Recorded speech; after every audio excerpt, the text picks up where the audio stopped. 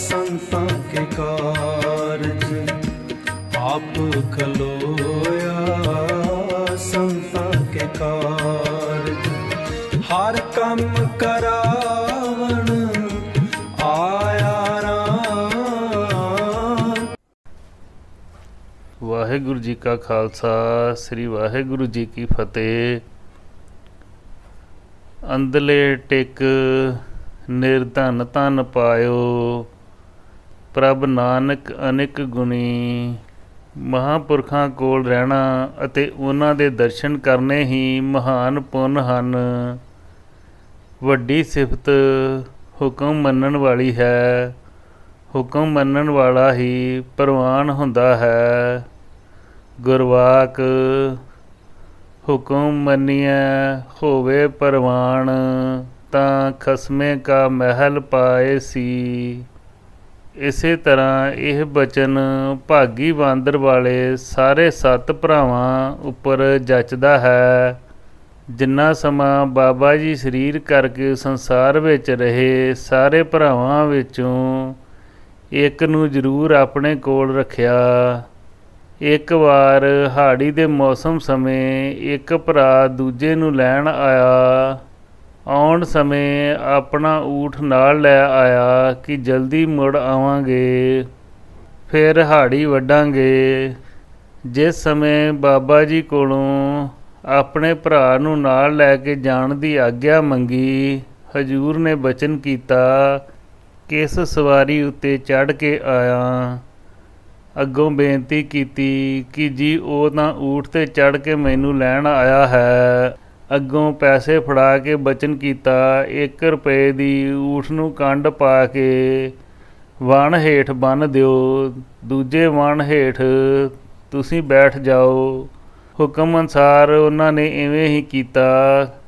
ਕੁਝ ਦਿਨ ਉਪਰੰਤ ਤੀਜਾ ਭਰਾ ਆ ਗਿਆ। ਇਸ ਤਰ੍ਹਾਂ ਹੌਲੀ ਹੌਲੀ ਸਾਰੇ ਭਰਾ ਹੀ ਇੱਥੇ ਇਕੱਠੇ ਕਰ ਲਏ। ਇਸ ਸਮੇਂ ਹਾੜੀ ਵੱਢ ਕੇ ਦਾਣੇ ਕੱਢ ਵੀ ਲੈਣੇ ਸੀ। ਤਕਰੀਬਨ 40 ਦਿਨ ਬੀਤਣ ਉਪਰੰਤ ਫਿਰ ਵੀ ਇੱਕ ਭਰਾ ਨੂੰ ਕੋਲ ਰੱਖ ਕੇ ਦੂਜੇ ਸਾਰਿਆਂ ਨੂੰ ਆਗਿਆ ਦਿੱਤੀ।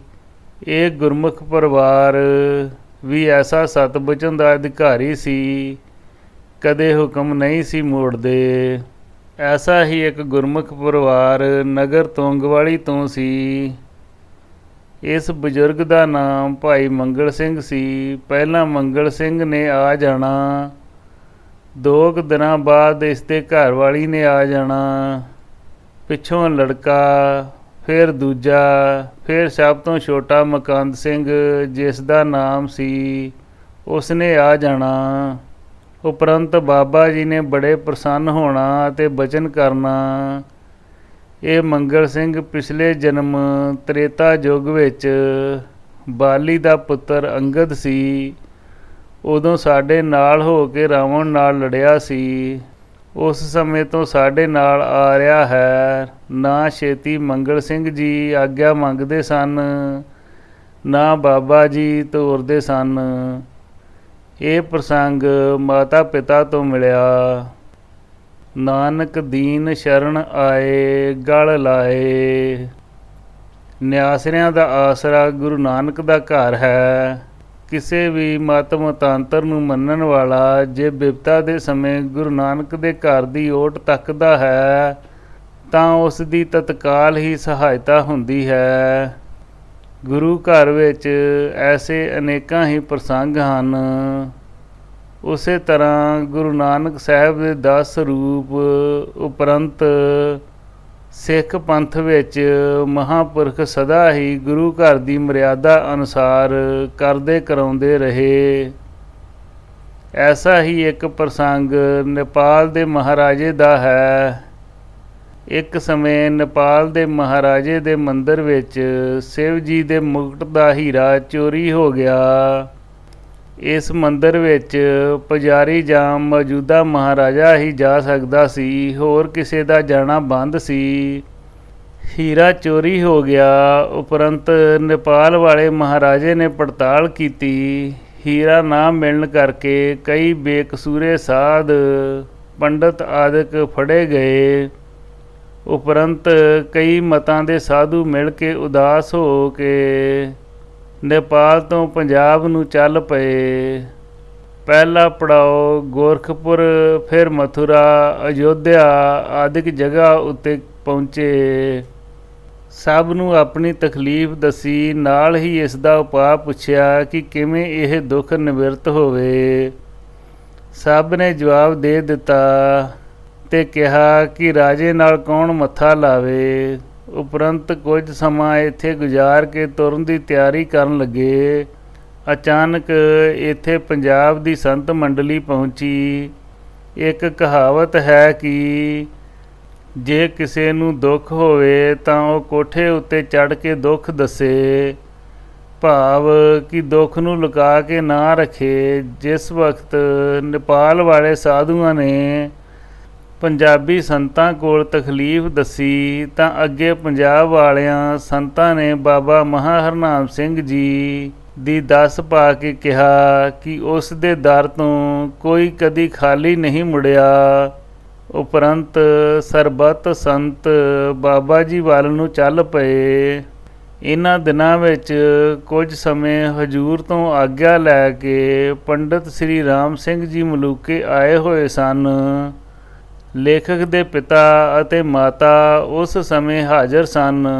ਉਹ ਦੱਸਦੇ ਹਨ ਕਿ ਅਚਾਨਕ ਬਾਬਾ ਜੀ ਨੇ ਸ਼ੇਰ ਸਿੰਘ ਭਾਗੀ ਬਾਂਦਰਵਾਲਾ, ਜਿਸ ਨੂੰ ਹਜੂਰ ਕੌਡਾ ਰਾਖਸ਼ ਕਿਹਾ ਕਰਦੇ ਸਨ, ਇਸ ਦੇ ਨਾਲ ਇੱਕ ਹੋਰ ਸੇਵਾਦਾਰ ਭੇਜ ਕੇ ਸੰਤ ਸ੍ਰੀ ਰਾਮ ਸਿੰਘ ਜੀ ਨੂੰ ਛੇਤੀ ਲੈ ਆਉਣ ਵਾਸਤੇ ਹੁਕਮ ਕਰਕੇ ਮਲੂਕੇ ਭੇਜ ਦਿੱਤਾ।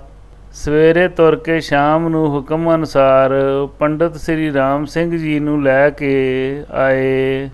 ਪੰਡਿਤ ਜੀ ਨੇ ਹਜੂਰ ਪਾਸ ਪਹੁੰਚ ਕੇ ਨਮਸਕਾਰ ਕੀਤੀ। ਤਤਕਾਲ ਹੀ ਬਾਬਾ ਜੀ ਨੇ ਹੁਕਮ ਕੀਤਾ, ਇਸੇ ਵੇਲੇ ਹੀ ਬਠਿੰਡੇ ਪਹੁੰਚੋ। ਉੱਥੇ ਨੇਪਾਲ ਤੋਂ ਸਾਧੂ ਆ ਰਹੇ ਹਨ, ਉਹਨਾਂ ਨੂੰ ਲੈ ਕੇ ਆਓ। ਸ੍ਰੀ ਰਾਮ ਸਿੰਘ ਜੀ ਨੇ ਸਤ ਬਚਨ ਕਹਿ ਕੇ ਤਿਆਰੀ ਕਰ ਲਈ। ਤੁਰਨ ਸਮੇਂ ਬਾਬਾ ਜੀ ਨੇ ਬਚਨ ਕੀਤਾ, ਉਹਨਾਂ ਦਾ ਆਗੂ ਕਮਾਲਦਾਸ ਨਾਂ ਦਾ ਸਾਧੂ ਹੈ, ਇਸੇ ਨਾਮ 'ਤੇ ਆਵਾਜ਼ ਦੇਣੀ। ਹੁਕਮ ਅਨੁਸਾਰ ਪੰਡਿਤ ਜੀ ਬਠਿੰਡੇ ਪਹੁੰਚ ਗਏ। ਗੱਡੀ ਆਉਣ ਉਪਰੰਤ ਸਾਧੂ ਉਤਰੇ, ਜਿਨ੍ਹਾਂ ਦੀ ਗਿਣਤੀ 30-35 ਦੇ ਕਰੀਬ ਸੀ। ਫਿਰ ਬਾਬਾ ਜੀ ਦੇ ਹੁਕਮ ਅਨੁਸਾਰ ਪੰਡਿਤ ਜੀ ਨੇ ਕਮਾਲਦਾਸ ਦਾ ਨਾਮ ਲੈ ਕੇ ਆਵਾਜ਼ ਦਿੱਤੀ। ਸਾਧੂ ਕਮਾਲਦਾਸ ਦੇ ਨੇੜੇ ਆਉਣ 'ਤੇ ਪੰਡਿਤ ਜੀ ਨੇ ਦੱਸਿਆ ਕਿ ਅਸੀਂ ਬਾਬਾ ਮਹਾਂ ਹਰਨਾਮ ਸਿੰਘ ਜੀ ਦੇ ਭੇਜੇ ਹੋਏ ਹਾਂ, ਤੁਹਾਨੂੰ ਲੈਣ ਆਏ ਹਾਂ, ਤੁਸੀਂ ਫਿਕਰ ਨਾ ਕਰੋ। ਉਪਰੰਤ ਸਾਰੇ ਸਾਧੂ ਹਾਜੀ ਰਤਨ ਗੁਰਦੁਆਰੇ ਪਹੁੰਚੇ। ਮੱਥਾ ਟੇਕਣ ਤੋਂ ਬਾਅਦ ਬਠਿੰਡੇ ਤੋਂ ਚੱਲ ਕੇ ਸਭ ਸਾਧੂ ਬਾਬਾ ਜੀ ਦੀ ਹਜ਼ੂਰੀ ਵਿੱਚ ਪਹੁੰਚੇ ਅਤੇ ਨਮਸਕਾਰ ਕੀਤੀ। ਉਪਰੰਤ ਬਾਬਾ ਜੀ ਨੇ ਕਮਾਲਦਾਸ ਸਾਧੂ ਨੂੰ ਪੁੱਛਿਆ, ਤੁਹਾਡੇ ਨੇਪਾਲ ਦੇਸ਼ ਦਾ ਕੀ ਹਾਲ ਹੈ? ਅੱਗੋਂ ਸਾਧੂ ਕਮਾਲਦਾਸ ਨੇ ਹੱਥ ਜੋੜ ਕੇ ਬੇਨਤੀ ਕੀਤੀ, ਮਹਾਰਾਜ ਤੁਸੀਂ ਅੰਤਰਜਾਮੀ ਸਭ ਜਾਣਦੇ ਹੋ, ਘਟ ਘਟ ਕੇ ਅੰਤਰ ਕੀ ਜਾਣਤ, ਭਲੇ ਬੁਰੇ ਕੀ ਪੀਰ ਪਛਾਨਤ। ਤੁਸੀਂ ਪੁੱਛ ਹੀ ਲਿਆ ਹੈ ਤਾਂ ਬੇਨਤੀ ਕਰਦਾ ਹਾਂ। ਰਾਜਾ ਬਹੁਤ ਦੁੱਖ ਦੇ ਰਿਹਾ ਹੈ। ਪਹਿਲੀ ਗੱਲ ਇਹ ਕਹਿੰਦਾ ਹੈ ਕਿ ਕੋਈ ਕਰਾਮਾਤ ਦਿਖਾਓ, ਜਾਂ ਫਿਰ ਜਿਸ ਮਤ ਨੂੰ ਮੈਂ ਮੰਨਦਾ ਹਾਂ ਉਸ ਮਤ ਵਿੱਚ ਆਓ। ਜੇ ਕੋਈ ਵੀ ਉੱਪਰਲੀਆਂ ਦੋਹਾਂ ਗੱਲਾਂ ਤੋਂ ਇਨਕਾਰ ਕਰ ਦੇਵੇ ਤਾਂ ਕੈਦ ਕਰ ਦਿੰਦਾ ਹੈ। ਉਪਰੰਤ ਉਸਨੇ ਬੇਅੰਤ ਸਾਧੂ ਕੈਦ ਕੀਤੇ ਹੋਏ ਹਨ। ਅਸੀਂ ਬੜੀ ਮੁਸ਼ਕਿਲ ਨਾਲ ਭੱਜ ਕੇ ਆਏ ਹਾਂ, ਹੁਣ ਕਿਰਪਾ ਕਰੋ। ਸ਼ਰਨ ਤੇਰੀ ਰੱਖ ਲਿਓ, ਮੇਰੀ ਸਰਬ ਮੈਂ ਨਿਰੰਜਨਾ।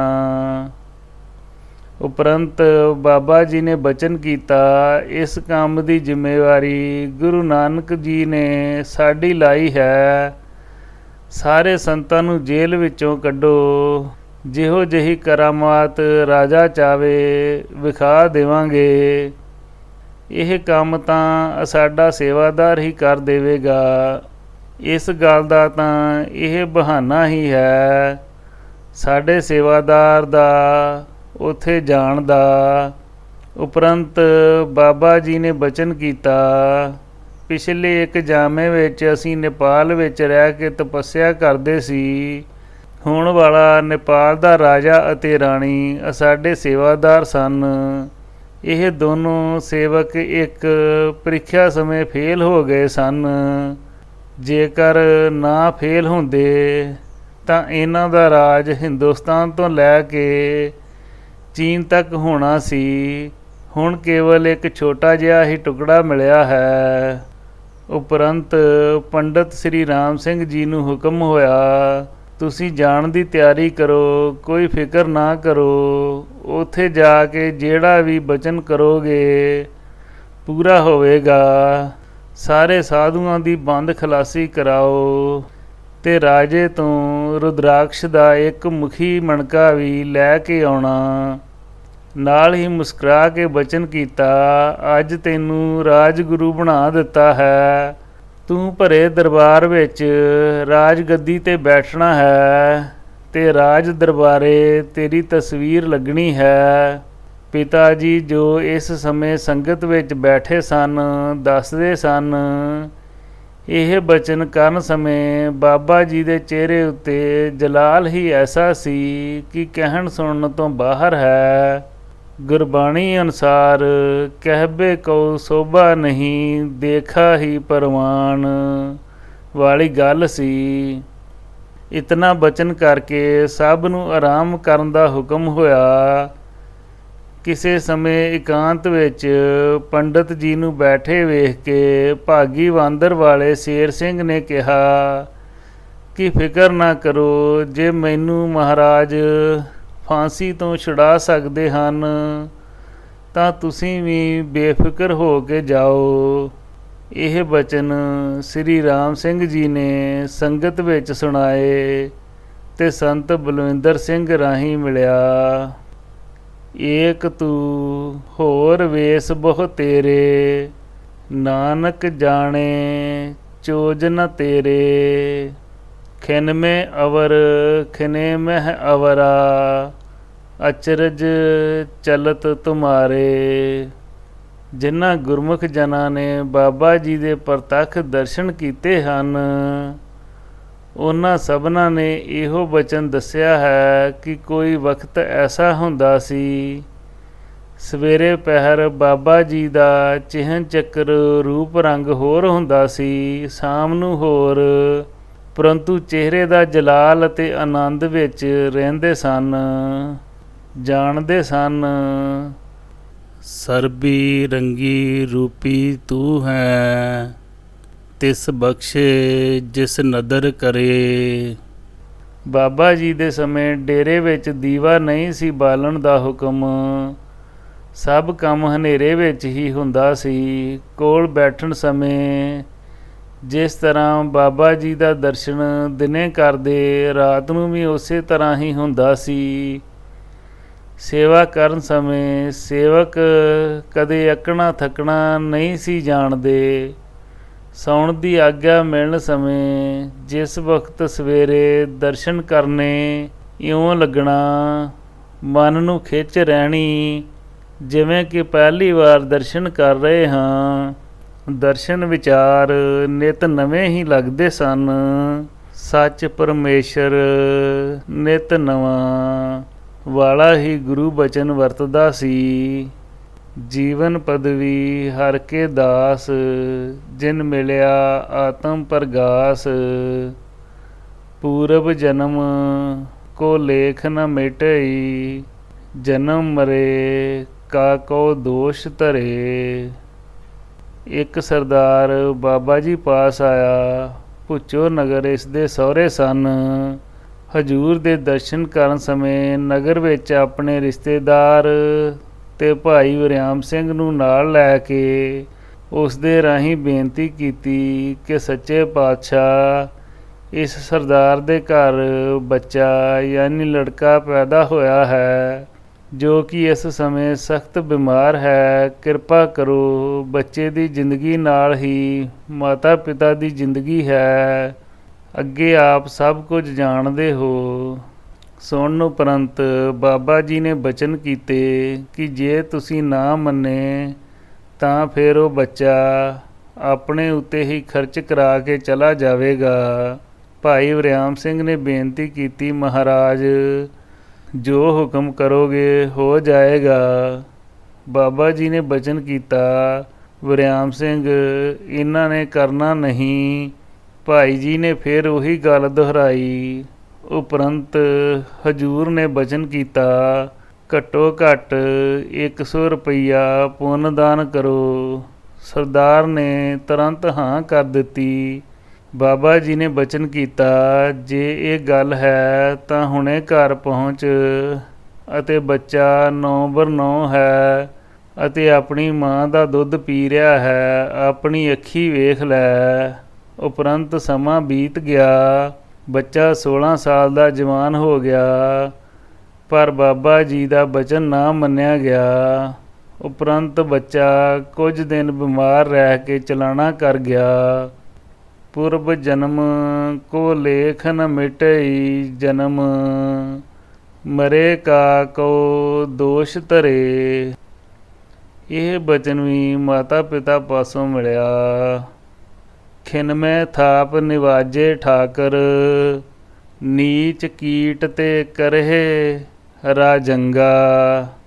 ਇੱਕ ਵਿਚਾਰਾ ਅਤੇ ਗਰੀਬ ਨਿਆਸਰਾ ਭਟਕਦਾ ਹੋਇਆ ਅਤੇ ਸਰੀਰ ਤੋਂ ਰੋਗੀ, ਨਾਲ ਹੀ ਮਾਨਸਿਕ ਰੋਗਾਂ ਨਾਲ ਪੀੜਤ, ਬਹੁਤ ਹੀ ਬੁਰੇ ਹਾਲ ਵਿੱਚ ਬਾਬਾ ਮਹਾਂ ਹਰਨਾਮ ਸਿੰਘ ਜੀ ਦੇ ਚਰਨਾਂ ਵਿੱਚ ਹਾਜ਼ਰ ਹੋਇਆ। ਇਸ ਨੂੰ ਅਤੀ ਦੁਖੀ ਵੇਖ ਕੇ ਮਨ ਵਿੱਚ ਤਰਸ ਆ ਗਿਆ। ਹੁਕਮ ਕੀਤਾ, ਇਸ ਨੂੰ ਇਸ਼ਨਾਨ ਕਰਾ ਕੇ ਲਿਆਓ। ਹੁਕਮ ਉਪਰੰਤ ਸੇਵਕ ਇਸ਼ਨਾਨ ਕਰਾ ਕੇ ਲੈ ਆਏ। ਇਸ ਨੂੰ ਆਪਣੇ ਪਾਸ ਬਿਠਾ ਕੇ ਸਾਰੀ ਮਰਿਆਦਾ ਭਾਵ ਕੇ ਸ਼ਰਾ ਕਰਵਾਈ। ਨਾਲ ਹੀ ਹੁਕਮ ਦਿੱਤਾ, ਇਸ ਦੀ ਸਰਾ ਕਰਨ ਅਤੇ ਕਰਾਉਣ ਸਮੇਂ ਵਾਹਿਗੁਰੂ ਵਾਹਿਗੁਰੂ ਜਪਦੇ ਜਪਾਉਂਦੇ ਰਹੋ। ਹੁਕਮ ਅਨੁਸਾਰ ਸਭ ਨੇ ਇਸੇ ਤਰ੍ਹਾਂ ਹੀ ਕੀਤਾ। ਉਪਰੰਤ ਬਾਬਾ ਜੀ ਦੀ ਹਜ਼ੂਰੀ ਵਿੱਚ ਲੈ ਆਏ। ਹਜ਼ੂਰ ਨੇ ਮਿਹਰ ਭਰੀ ਦ੍ਰਿਸ਼ਟੀ ਨਾਲ ਵੇਖ ਕੇ ਹੁਕਮ ਕੀਤਾ, ਸ਼ੁੱਧ ਹੈ। ਉਪਰੰਤ ਉਸ ਨੂੰ ਸੇਵਾ ਵਿੱਚ ਰੱਖ ਲਿਆ। ਖਾਸ ਸੇਵਾ ਵੀ ਕੋਈ ਨਹੀਂ। ਹੁਕਮ ਅਨੁਸਾਰ ਜਿੱਥੇ ਬੈਠਣ ਦਾ ਹੁਕਮ ਕਰਨ, ਫਿਰ ਸਾਰਾ ਦਿਨ ਉੱਥੇ ਹੀ ਬੈਠੇ ਰਹਿਣਾ। ਰਾਤ ਨੂੰ ਜਿੱਥੇ ਪੈਣ ਦਾ ਹੁਕਮ ਕਰਨ, ਉੱਥੇ ਜਾ ਕੇ ਉਸੇ ਢੰਗ ਨਾਲ ਰਾਤ ਨੂੰ ਸੌਣਾ। ਹੁਕਮ ਅਨੁਸਾਰ ਉੱਠਣ ਬੈਠਣ ਸਮੇਂ ਵਾਹਿਗੁਰੂ ਵਾਹਿਗੁਰੂ ਜਪਦੇ ਰਹਿਣਾ। ਵੱਧ ਤੋਂ ਵੱਧ 1 ਸਾਲ ਦਾ ਸਮਾਂ ਲੰਘਿਆ ਹੋਵੇਗਾ। ਇੱਕ ਦਿਨ ਕੋਲ ਸੱਦ ਕੇ ਪੁੱਛਿਆ, ਕਿਉਂ ਭਈ ਤੇਰੀ ਮੰਗ ਕੀ ਹੈ? ਭਾਵ ਆਪਣੇ ਮਨ ਦੀ ਇੱਛਾ ਦੱਸ। ਉਸ ਨੇ ਬੇਨਤੀ ਕੀਤੀ, ਮਹਾਰਾਜ ਮੈਂ ਦਰ ਬਦਰ ਰੁਲਦਾ, ਤਨ ਮਨ ਦਾ ਰੋਗੀ ਜਦੋਂ ਦਾ ਡੇਰੇ ਵਿੱਚ ਆਇਆ ਹਾਂ, ਮੈਂ ਬਹੁਤ ਸੁਖੀ ਹਾਂ। ਪਹਿਲਾਂ ਤਾਂ ਮੈਂ ਮੰਗਤਾ ਹੀ ਸੀ। ਮੇਰੇ ਮਨ ਦੀਆਂ ਵਾਸ਼ਨਾਵਾਂ ਕਦੇ ਮੁੱਕਦੀਆਂ ਹੀ ਨਹੀਂ ਸਨ ਅਤੇ ਹੁਣ ਮੈਨੂੰ ਕੋਈ ਇੱਛਾ ਨਹੀਂ ਹੈ। ਬਾਬਾ ਜੀ ਨੇ ਫਿਰ ਬਚਨ ਕੀਤਾ, ਤੇਰੀ ਉਸ ਵੇਲੇ ਜੋ ਵੀ ਇੱਛਾ ਹੁੰਦੀ ਸੀ ਹੁਣ ਤੈਨੂੰ ਦੱਸਣੀ ਹੀ ਪਵੇਗੀ। ਉਪਰੰਤ ਉਸ ਨੇ ਥੋੜ੍ਹੀ ਜਿਹੀ ਸ਼ਰਮ ਮੰਨ ਕੇ ਦੱਬੀ ਜਿਹੀ ਜ਼ੁਬਾਨ ਵਿੱਚ ਬੋਲਿਆ, ਮਹਾਰਾਜ ਮੇਰੀ ਇੱਛਾ ਹੁੰਦੀ ਸੀ ਜੇ 4 ਪੈਸੇ ਕੋਲ ਹੁੰਦੇ, ਕੁਝ ਜ਼ਮੀਨ ਜਾਇਦਾਦ ਹੁੰਦੀ ਤਾਂ ਵਿਆਹ ਕਰਵਾ ਕੇ ਮੌਜਾਂ ਕਰਦੇ। ਮਹਾਰਾਜ ਹੁਣ ਤਾਂ ਮੇਰੀ ਉਮਰ 60 ਸਾਲ ਤੋਂ ਉੱਪਰ ਹੋ ਗਈ ਹੈ, ਕੋਈ ਗੱਲ ਬਣ ਨਹੀਂ ਸਕਦੀ। ਬਾਬਾ ਜੀ ਨੇ ਬਚਨ ਕੀਤਾ, ਸਭ ਕੁਝ ਬਣ ਸਕਦਾ ਹੈ। ਤੈਨੂੰ ਸਰੀਰ ਵੀ ਨਵਾਂ ਮਿਲ ਜਾਵੇਗਾ। ਜੇ ਤੈਨੂੰ ਕਿਸੇ ਰਿਆਸਤ ਦਾ ਮਾਲਕ ਬਣਾ ਦਈਏ ਫਿਰ ਠੀਕ ਹੈ ਨਾ। ਇਸ ਤੋਂ ਬਾਅਦ ਉਸਨੇ ਕੋਈ ਉੱਤਰ ਨਹੀਂ ਦਿੱਤਾ। ਉਸਦੇ ਮਨ ਦੀ ਗੱਲ ਸਮਝ ਕੇ ਬਾਬਾ ਜੀ ਨੇ ਆਪ ਹੀ ਬਚਨ ਕੀਤਾ, ਸ਼ੁੱਧ ਹੈ। ਫਿਰ ਮੁਨਸ਼ੀ ਹਰਦਿੱਤ ਸਿੰਘ ਨੂੰ ਪੁੱਛਿਆ, ਕਿਹੜੀ ਰਿਆਸਤ ਚੰਗੀ ਹੈ ਜਾਂ ਵੱਡੀ ਹੈ? ਸਾਰੀਆਂ ਰਿਆਸਤਾਂ ਦੇ ਨਾਮ ਲਏ। ਜਿਸ ਦਾ ਨਾਮ ਬਾਬਾ ਜੀ ਨੂੰ ਦੱਸਣ ਹਜੂਰ ਇਨਕਾਰ ਕਰ ਦੇਣ। ਸਭ ਤੋਂ ਬਾਅਦ ਗਵਾਲੀਅਰ ਦਾ ਨਾਮ ਲਿਆ। ਬਾਬਾ ਜੀ ਨੇ ਤੁਰੰਤ ਹੀ ਹਾਂ ਕਰ ਦਿੱਤੀ। ਉਪਰੰਤ 2-4 ਦਿਨ ਹੋਰ ਬੀਤੇ। ਇਹ ਆਉਣ ਵਾਲਾ ਕੁਝ ਬਿਮਾਰ ਹੋ ਗਿਆ। ਬਾਬਾ ਜੀ ਕੋਲ ਬੇਨਤੀ ਕੀਤੀ ਗਈ ਤੇ ਹਜੂਰ ਵੱਲੋਂ ਹੁਕਮ ਹੋਇਆ, ਇਸ ਨੂੰ ਸੁਖਮਨੀ ਸਾਹਿਬ ਦੇ ਪਾਠ ਸੁਣਾਓ। ਭਾਈ ਕਪੂਰ ਸਿੰਘ ਰਹਿਰਾਸੀਆ ਤੇ ਭਾਈ ਰਤਨ ਸਿੰਘ ਡਰੋਲੀ ਦੋਵਾਂ ਨੇ ਵਾਰੀ-ਵਾਰੀ ਪਾਠ ਸੁਣਾਏ। ਸਵੇਰ ਤੋਂ ਲੈ ਕੇ ਸ਼ਾਮ ਹੋ ਗਈਆਂ। ਸੂਰਜ ਦੇ ਛਿਪਣ ਦਾ ਸਮਾਂ ਸੀ। ਕੁਝ ਸੰਗਤ ਬਾਬਾ ਜੀ ਦੀ ਹਜ਼ੂਰੀ ਵਿੱਚ ਬੈਠੀ ਸੀ। ਉਸ ਸਮੇਂ ਬਾਬਾ ਜੀ ਨੇ ਬਚਨ ਕੀਤਾ, ਗਵਾਲੀਅਰ ਗਵਾਲੀਅਰ ਗਵਾਲੀਅਰ। ਉਪਰੰਤ ਉਸ ਦਾ ਸਰੀਰ ਸ਼ਾਂਤ ਹੋ ਗਿਆ। ਉਸ ਸਮੇਂ ਭਾਈ ਕਪੂਰ ਸਿੰਘ ਨੇ ਬੇਨਤੀ ਕੀਤੀ, ਮਹਾਰਾਜ ਉਹ ਤਾਂ ਆਕੜਿਆ ਪਿਆ ਹੈ। ਬਾਬਾ ਜੀ ਨੇ ਬਚਨ ਕੀਤਾ, ਉਹ ਤਾਂ ਗਵਾਲੀਅਰ ਅੱਪੜ ਗਿਆ ਹੈ। ਜਨਮ ਕਾਲ ਜੋੜ ਹੁਕਮ, ਜੋ ਹੋਏ ਸੋ ਮੰਨੇ। ਇਸ ਤੋਂ ਉਪਰੰਤ ਉਸ ਦੇ ਸਰੀਰ ਦਾ ਅੰਤਮ ਸੰਸਕਾਰ ਕਰਨ ਦਾ ਹੁਕਮ ਕਰ ਦਿੱਤਾ ਗਿਆ। ਕੁਝ ਸਮੇਂ ਬਾਅਦ ਉਸ ਦੀ ਇੱਕ ਭੈਣ ਬਾਬਾ ਜੀ ਕੋਲ ਆ ਕੇ ਰੋਣ ਲੱਗੀ। ਹਜੂਰ ਨੇ ਪੁੱਛਿਆ ਤਾਂ ਇਸ ਬੀਬੀ ਨੇ ਉਸ ਨੂੰ ਆਪਣਾ ਭਰਾ ਦੱਸਿਆ ਤੇ ਨਾਲ ਹੀ ਉਸ ਨੇ ਬੇਨਤੀ ਕੀਤੀ ਕਿ ਮਹਾਰਾਜ ਕਈਆਂ ਸਾਲਾਂ ਦਾ ਦੁੱਖਾਂ ਦਾ ਮਾਰਿਆ ਘਰੋਂ ਨਿਕਲ ਗਿਆ ਸੀ, ਸਾਨੂੰ ਕੋਈ ਪਤਾ ਨਹੀਂ ਸੀ ਲੱਗਾ। ਉਪਰੰਤ ਬਾਬਾ ਜੀ ਨੇ ਬਚਨ ਕੀਤਾ ਕਿ ਉਹ ਤਾਂ ਸਾਰੇ ਦੁੱਖਾਂ ਤੋਂ ਛੁਟਕਾਰਾ ਪਾ ਕੇ ਗਵਾਲੀਅਰ ਦੀ ਰਿਆਸਤ ਦਾ ਮਾਲਕ ਬਣ ਗਿਆ ਹੈ। ਬੀਬੀ ਤੇਰੇ ਰੋਣ ਦਾ ਉਸ ਉੱਤੇ ਕੋਈ ਅਸਰ ਨਹੀਂ। ਇਤਨਾ ਬਚਨ ਸੁਣ ਕੇ ਉਹ ਲੜਕੀ ਵਾਪਸ ਚਲੀ ਗਈ। ਇਹ ਬਚਨ ਮਾਤਾ ਪਿਤਾ ਪਾਸੋਂ ਮਿਲਿਆ। ਸ੍ਰੀ ਵਾਹਿਗੁਰੂ ਜੀ ਕਾ ਖਾਲਸਾ, ਸ੍ਰੀ ਵਾਹਿਗੁਰੂ ਜੀ ਕੀ ਫਤਿਹ।